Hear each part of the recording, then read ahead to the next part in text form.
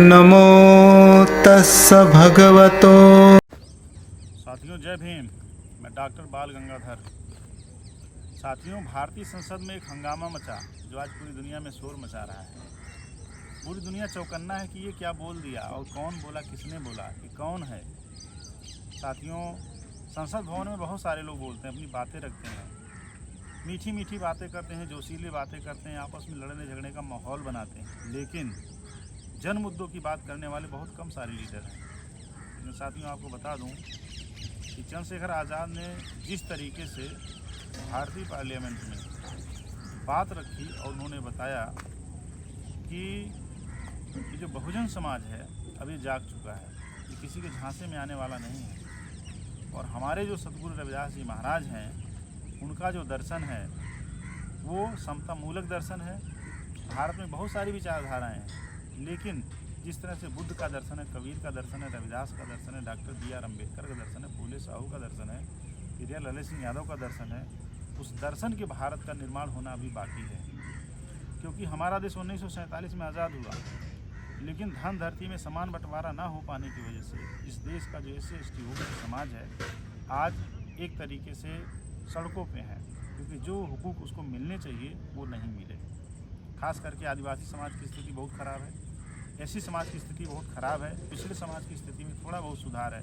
लेकिन अगर धन धरती में समान बंटवारा हुआ होता तो आज ये स्थिति नहीं होती। चंद्रशेखर आज़ाद जी ने कहा भी कि माननीय सभापति महोदय, ये हमारे देश की स्थिति है। इसलिए बाबू जगदेव प्रसाद कुशवाहा ने कहा भी था कि 100 में 90 शोषित हैं, शोषितों ने ललकारा है, धन धरती और राजपाट में 90 भाग हमारा है। तो 90 भाग की वो बात करते थे। और गुरु रविदास जी ने कहा था कि जाति जाति में जात है, ज्यों केलन के पार, रविदास न मानुष जुड़ सके, ज्यों ज्यों जाति न जात। उन्होंने कहा भारतीय समाज में जाति व्यवस्था है और जाति व्यवस्था पे आधारित अर्थव्यवस्था है। जैसी जिसकी जाति बड़ी होती है वैसे उसके पास धन ज़्यादा होता है, जैसे जिसकी जाति छोटी होती है वैसे उसके पास धन कम होता है या धनहीन होता है, गरीब होता है। तो उन्होंने कहा कि सदगुरु रविदास ने बेगमपुरा संकल्पना की बात की थी कि भारतीय समाज में बेगमपुरा राज की ज़रूरत है। पूरी दुनिया में बेगमपुरा की ज़रूरत है, जहाँ पे ऐसा शहर जहाँ कोई गम ना हो। बेगमपुरा, ऐसा शहर जहाँ कोई गम ना हो, सिटी विदाउट सारो। और प्लेटो ने भी बात किया था, रिपब्लिक स्टेट की बात किया था, गणतंत्रात्मक व्यवस्था की बात किया था। लेकिन 2500 साल पहले बुद्ध ने बात किया था कि मनुष्य को जो है किसी भी तरीके का कष्ट नहीं होना चाहिए, और समता मूलक समाज की अवधारणा का संकल्प बुद्धा ने किया। इसको आगे लीड किया सिद्धों ने, नाथों ने, सदगुरु रविदास और कबीर ने, बाद में फूले साहू, डॉक्टर B.R. अम्बेडकर, मानवत खालसा। तो साथियों, उन्होंने ये कहा कि बहुत सारे रेजिमेंट आज बने हुए हैं, राजपूताना राइफल्स है, जाट रेजिमेंट है, अलग अलग जातियों के नाम के रेजिमेंट्स हैं, लेकिन चमार रेजिमेंट क्यों नहीं? और चमार रेजिमेंट की पुनर्बहाली होनी चाहिए। साथियों, अगर रेजिमेंट्स की बात करें तो महार रेजिमेंट देखें, जो बहुजन समाज का रेजिमेंट था, जिस रेजिमेंट में 500 मात्र सैनिक थे, 500 सैनिकों ने 28,000 पेशवाओं सैनिकों को जो है घुटने के बल टिकने पे मजबूर कर दिया और धूल चटा दिया, दौड़ा दौड़ा के मारा जो है पेशवाई सेना को जो है, और ये बताया महार बटालियन में क्या दम है। चमार बटालियन जो थी वो द्वितीय विश्व युद्ध में जापानी सेनाओं से फाइट करते हुए अपने शौर्य का परिचय दिया और विजय पताका लहराया। चमार रेजिमेंट में PhD कर रहे हैं JNU से, जवाहरलाल नेहरू यूनिवर्सिटी नई दिल्ली, इतिहास विभाग से PhD किया है डॉक्टर सतनाम सिंह ने।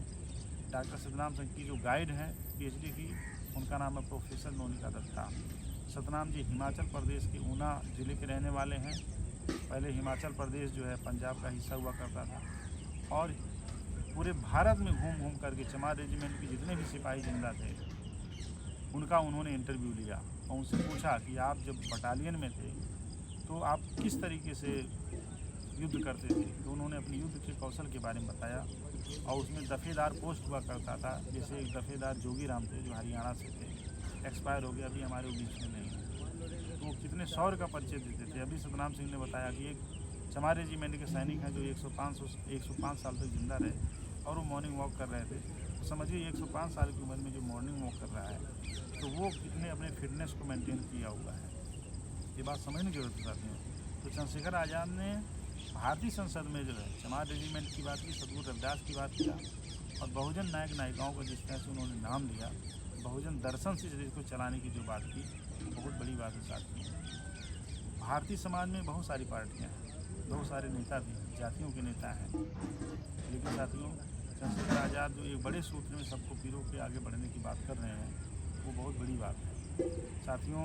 वोट लेने वाले बहुत सारे लोग हैं, लेकिन मुसलमानों के CA/NRC का हमला हुआ तो उनके अधिकारों को के लिए कोई नहीं आया। चंद्रशेखर आज़ाद जामा मस्जिद अरेस्ट होकर तिहाड़ जेल जाते हैं, राष्ट्रीय सुरक्षा कानून तक उनके ऊपर लगा दिया जाता है, बावजूद उसके मुसलमानों के अधिकार के लिए बोलते नजर आते हैं। इस देश में सरकारें बहुत सी रहीं, आई गई, लेकिन दलितों पर लगातार शोषण दमन जारी है, आदिवासियों पर जारी है, OBC पे जारी है। OBC कमीशन, मंडल कमीशन कितना लेट आया, मानवर कांसीराम ने लीड किया, रामविलास पासवान ने लीड किया, लालू प्रसाद मुलायम सिंह जी ने लीड किया, PP मंडल जी ने लीड किया, तब वो जाकर के मंडल कमीशन आया। तो अगर ये देश शुरू से प्रोग्रेसिव रहा था तो आज़ादी कितने साल के बाद मंडल कमीशन को इतना लेट क्यों लागू करना पड़ा, और तमाम अनुशंसाएँ आज भी लागू नहीं हो सकी। इसलिए OBC की जनसंख्या जहाँ 54% है, उनको 27% आरक्षण क्यों दिया जा रहा है। ठीक साथियों, इस बात को समझने की ज़रूरत है कि किसान इस देश का परेशान है, आदिवासी इस देश का परेशान है, मजदूर वर्ग परेशान है, OBC परेशान है, महिलाओं का लगातार रेप हो रहा है, चाहे वो मणिपुर हो, चाहे वो हाथरस हो, चाहे अन्य भारत के राज्य रहे हों। तो चंद्रशेखर आज़ाद हमेशा किसानों के लिए, मजदूरों के लिए, मुस्लिम्स के लिए, आदिवासी के लिए लगातार बोल रहे हैं।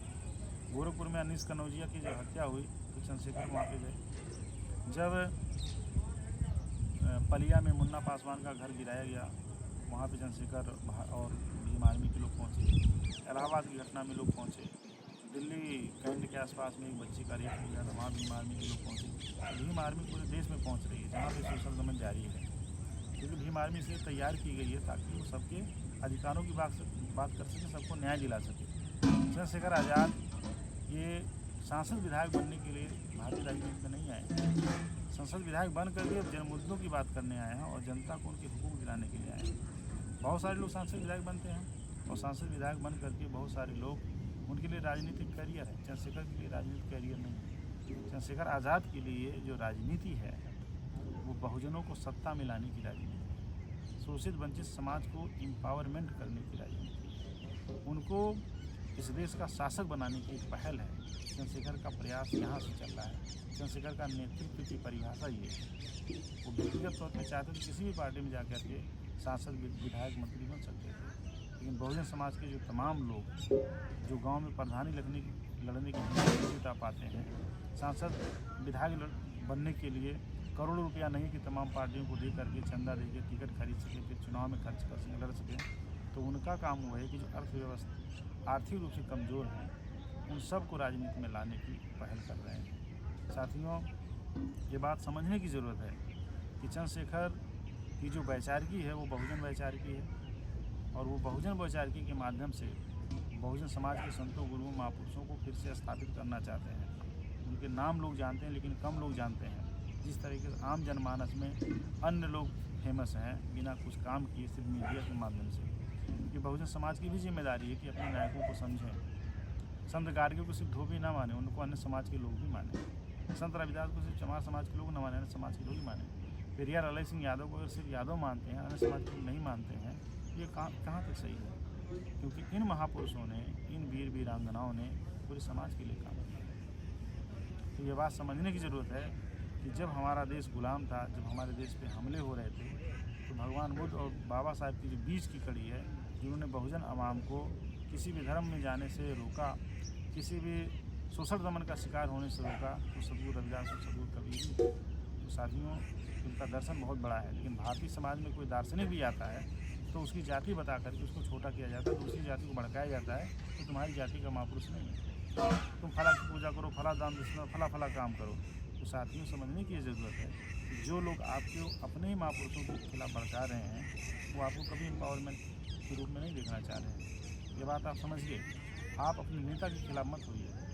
चंद्रशेखर का विरोध करने वाले भी लोग बहुत सारे हैं और समर्थन करने वाले भी बहुत सारे लोग हैं, लेकिन जो विरोध करने हैं, जब उनको रियलाइज़ होगा कि हमारा भाई, हमारी बहू बहन बेटियों का रेप होता है, मैं नहीं जाता हूँ, चंद्रशेखर भाई पहुँचता है, हमारी बहू बहन बेटियों के साथ कुछ भी अन्याय अत्याचार होता है। सुप्रीम कोर्ट ने जब SC एक्ट को कमज़ोर करने की बात की थी। जो 2 अप्रैल 2018 को भीम आर्मी रोड पे उतरा करके पूरे भारत को बंद किया। चंद्रशेखर आज़ाद के द्वारा तैयार की गई भीम आर्मी का उसमें बहुत बड़ा रोल है। साथियों, मानवर कांसीराम का जो आंदोलन था वो डिरेल नहीं हुआ, वो ब्रेक नहीं हुआ है, वो धीमा पड़ा था, वो तेज हो गया है। जिस तरीके से बहुजन समाज पार्टी के हारने से तमाम लोग ये देख रहे हैं, गिद्ध की तरह आपको देख रहे हैं, आपके वोट को देख रहे हैं, आपके समाज को देख रहे हैं, इनका कोई नेता ही नहीं है, नेतृत्व विहीन हो गए। लेकिन साथियों, उनको मैं बता देना चाहता हूँ कि बहुजन समाज का शेर अभी जिंदा है, चंद्रशेखर जिंदा है, मानवर कांसीराम का खून जिंदा है, सतगुरु रविदास का खून जिंदा है, बहन जी के द्वारा हौसले के रूप में तैयार किया गया समाज जिंदा है, बुद्ध का समाज जिंदा है। तो साथियों, कोई कमज़ोर समझने की कोशिश ना करे। ये समाज फिर से भारतीय राजनीति में अपनी हिस्सेदारी के लिए लड़ करके और ले करके दिखाएगा। इसलिए साथियों, जो लोग बाबा साहब डॉक्टर अम्बेडकर को पूना पैक्ट पे साइन करने में मजबूर किए, वो कांग्रेस पार्टी के लोग उत्तर प्रदेश में बसपा की खस्ता हाल स्थिति को देखते हुए हित साधने की फिराक में कि एक तरफ भाजपा रहे, एक तरफ कांग्रेस रहे, सपा भी खत्म हो जाए, बसपा भी खत्म हो जाए, चंद्रशेखर भी खत्म हो जाए। इसलिए उनका पूरा प्रयास है जो संविधान विरोधी ताकतें थी इस देश की, जिन्होंने डॉक्टर BR अम्बेडकर को पूना पैक्ट पे साइन करने मजबूर किया, वही कांग्रेस के लोग आज आपके हित की बात कर रहे हैं। वही लोग जो आपके रिजर्वेशन के खिलाफ थे, सेपरेट एलोक्ट्रेट के खिलाफ थे, समझिए वो संविधान की कॉपियाँ लेके घूम रहे हैं। ये बात समझने की ज़रूरत है साथियों। थैंक यू वेरी मच साथियों, फिर हम आपसे मिलेंगे।